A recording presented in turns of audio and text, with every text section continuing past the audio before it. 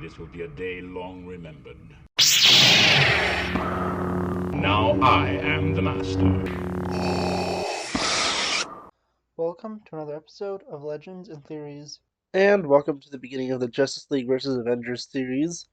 This part of the series will be looking at the non-leading heroes. That means that either from the MCU they were not in a leading role in a movie from phases 1 to 3, or if they're in the DCAU, they weren't a major focus of many, if any, episodes, but they did at least have a minor enough role for me to consider them for this video. The highest in terms of importance I have from DCAU is the Huntress. I feel just kind of defines the end of what I'm considering for the more minor ones from the DCAU. And then for the MCU, the Guardians, with the exception of Star-Lord, are really the ones I'm considering for this because they aren't in a leading role. There will be some of these characters that make it into other tiers because I'm basing it off the higher version of the character that would go for this. So if they have a leading role and their best match is from a character with a more minor role, then I am obviously going to be putting him in that higher video, which will be the next one. That will look at basically all leading roles with the exception of founding slash extremely important characters to the universe. And a reminder, this is only going to be looking at characters' feats in phases 1 to 3. I will not be looking at anything besides like better explanations of their powers from phases 4 or 5, or considering characters who take more major roles, since there are characters, especially for when I'm looking at the MCU, that take more major roles after it, with Sam Wilson becoming Captain America, taking up a leading slash important role, and other characters like Shuri, who makes it onto this video, but if you were looking at the MCU overall, she would make it up to the next tier, since she does take over the role of Black Panther. But looking at this again, I'm only looking up to the basically beginning of the final battle at Endgame with people at their normal power level. So, as a reminder, Captain America will not have Mjolnir, and looking at everything from the DCAU will be everyone up to Justice League Unlimited. So I'll consider all of that, but I'm not going to be looking at stuff from Batman Beyond or the Zeta Project for power levels. So that's just a quick recap of everything since the intro video was a little bit ago, but I will also have that linked in the description. But now let's go into the series. And our first fight is Zatanna versus Wong. And looking at the two of them, they're both powerful sorcerers and both have impressive skills, but ultimately I have to give this to Wong, who seems to be a lot more experienced in sorcery. It seems that Zatanna learns real magic in between Batman the Animated Series and Justice League Unlimited. Although it's not super clear how much time passes, she seems to be a lot more inexperienced at magic and isn't as powerful as someone like Wong, who definitely seems to have a lot better control and a lot better series of powers. We haven't seen too much from Zatanna, and one of the two episodes is one where she doesn't really use magic, and is before they are introducing stuff like magic to the DCAU. So although it could be, just a simple retcon, but we don't have as much to say that she is more experienced than somebody like Wong, who is definitely good enough and would have been Sorcerer Supreme for a few years at this point, since the snap and the disappearance of Doctor Strange, who was the previous one. And although that is technically established later on in Phase 4, it is still something that is established that happened in between Infinity War and Endgame, so I am considering it. And I just think that Wong ultimately wins this first fight. And now let's move on to our second fight. Our next fight is looking at War Machine versus Stripe. And let's just be fully honest, War Machine is going to destroy Stripe in this fight. He has a far superior suit, far superior weapons, and would just obliterate the character of Stripe because he literally stands no chance against War Machine in this suit because War Machine just has all that weaponry and is willing to kill. So, yeah, this is gonna just be a complete slaughter. So, let's just go on to the next one.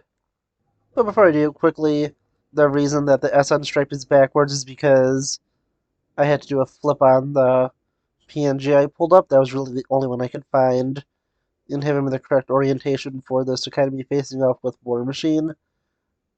That was the really only way I could do it, so that's why the S is backwards. And looking at the next round, I'm looking at Korg versus Fire. And this is one where I literally had like no other good matchups, and they were like two of the remaining ones. So I just put them together since I thought that it was the most fair fight I could give. And I think Fire would easily take this. And Korg shows that he can be pretty easily destroyed later on in the timeline, although still live. And with the Justice League going by the no-kill policy, this gives Fire a very easy way to win. Although she may not fully know it, she'd be able to pretty easily devastate and destroy Korg, and this gives her first point to the Justice League. In the next round, honestly, this is one of the hardest ones I have to call because I would say these characters are almost perfectly evenly matched. Putting Mr. Terrific against Shuri, I think that really I could see this going either way, and that I would want to declare this a tie, but I decided going into this I wasn't going to be doing any ties. So if I have to give to someone, I have to give it to Mr. Terrific because there's just a higher threat level of enemies in the DCAU compared to the MCU that he would have to go up against compared to Shuri. And misses her before she gets her abilities of the Black Panther.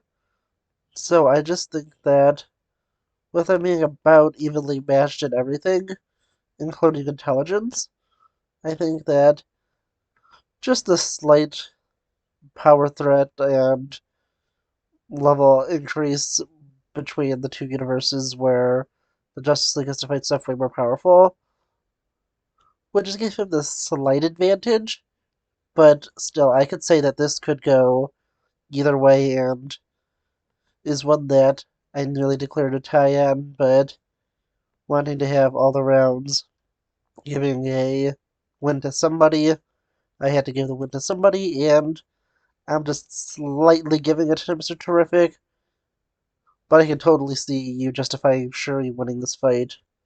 The next fight we have is Bawana Beast versus Mantis, and this is another one where it was just kind of I had to find the best match, and although they aren't perfect, I'd say they're the best, closest ones. And this one, I think, would be another close fight, even though their power sets are slightly different. with one of he's being able to make really whatever creature he wants from combining two creatures, and Mantis's ability to mind control and not being the greatest fighter ever could honestly make this go really either way. And when thinking about this, I think that it would ultimately be a win by Moana Beast because he would be able to overwhelm Mantis. She does have some useful abilities, but if she does start to control one of his creatures or tries to go to control him, he would be able to create another creature to attack her and be able to distract her. And I think he'd ultimately be able to win by overwhelming her, and that would lead to his victory. But again, I could see this honestly going either way. If she could get to him fast enough to use her powers, I think that she could win. But either way, I think that it is something that he could win, and I would say he'd win more times than he loses. So I do give it to him. The next fight is Nebula fighting Dove. This is another one where I had to choose the two best options. And between those, it was these two. And I think Nebula would win this fight. Her using more lethal weapons and Dove focusing a little more on finding peaceful solutions would lead to Nebula's victory. Now looking at the next one, we have Metamorpho fighting Groot. And this is the one with the closest abilities. I feel no one had really any abilities that perfectly matched each other, but these two were the closest. And looking at them, I would say that Metamorpho is easily able to beat Groot since he has a lot more types of transformation powers, and those give him the advantage to get the ultimate win in this fight. The next fight is going to be the Huntress against Rocket Raccoon, and honestly, I just chose them because they're pretty similar personality-wise, and Huntress is at least willing to use lethal force if necessary. But I think Racket's easily taking this because he has way better weapons than Huntress's crossbow, and his use of guns will give him the ultimate victory, with Huntress also having some exposed parts of her suits that want to protect her Super Bowl if Racket hit. But even if she did end Racket, weaponry would very easily be able to take her down. So, yeah, I'm going to give this to Racket, and the Avengers get another point.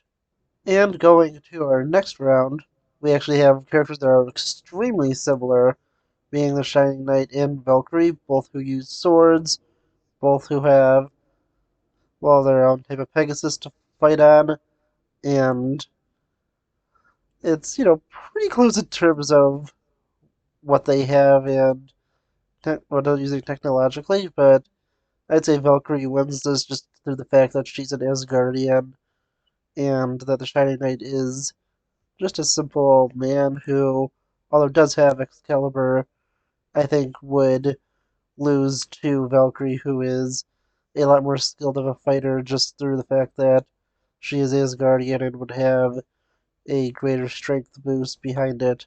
Now looking at the next one, we have Speedy versus the character of Kraglin, and I could not find any images of Speedy from the DCAU that I could use for this. In fact, I could barely find any images of the character that wasn't from the show Arrow, and that was mainly of Thea Queen, so I ultimately had to go with a picture of him from Young Justice to be the closest thing I could find. So that's why there was a completely different picture of a different version of him. But him going against Kraglin, ultimately I give this to Speedy because although Kraglin does have an arrow, he does not master that until Guardians Volume 3, and he doesn't have too many weapons besides that. While the trick arrows that Speedy has gives him the ultimate win in this, and I think that it's just the realistic way this would go. I don't think that Kraglin really stands a chance until Guardians Volume 3 when he masters the arrow. And at that point, I think that he does stand a way better chance. But I still think Speedy could win in that situation. Although I would give the greater chance to Kraglin, but since this is from Endgame, I give the win to Speedy. And this fight is honestly one of the few completely unfair fights I have. And that's because these were literally the last two characters that I had, and I had to put them together since there was no one else for them to really go up against. And that is Vigilante and Drax the Destroyer. And Drax is far more skilled than Vigilante, with the fact I don't think he's using, like, actual bullets, probably using rubber bullets. And the fact that he isn't, extremely strong, he would just be destroyed by Drax the Destroyer. So yeah, there's like no chance Vigilante has. And the only reason they're going up against him is because literally they were the last two left when I matched everyone up with a better fit, and they were the ones stuck together. So there are ones that, although are similar in power set, that will have one person like absolutely destroying the other. This is the only one where it was me not really having a choice because they were the last two left, and there's no one really better skill set wise for them to go up against after I matched everybody else up. And now looking at our final round, we have M'Baku versus Wildcat. And both are mainly hand-to-hand fighters, although M'Baku does have his staff. It would ultimately not matter too much because Wildcat is just an incredible fighter. He would easily be able to beat M'Baku because he fought people way more powerful, like Atomic Skull and a bunch of other characters in the Fight Club episode. So yeah, honestly, I do not think M'Baku stands really a chance against such a skilled fighter, and also the fact that M'Baku is not as, a proficient fighter, although he is good. Wildcat has trained a bunch of people, including Black Canary, who is another incredible fighter. He's a character always well known for being a great fighter, and the DCAU version of him is really no exception, so I easily give this to Wildcat, and that ties up the entire round. We are currently at 6-6, with it being a perfect tie. That wasn't really planned out. I didn't even know I had 12 rounds in this until I went to recorded it. I just had the best matchups and decided, as I was recording, thinking about the characters, who would be the ultimate winner, and this easily could have been, a little bit more in the other section for some of those rounds that were really close, but still, I feel confident with this, and I would say that a perfect tie so far isn't really unrealistic because there's going to be other rounds of this, and some of them will be putting characters at a way better position than others. I wonder what you think so far.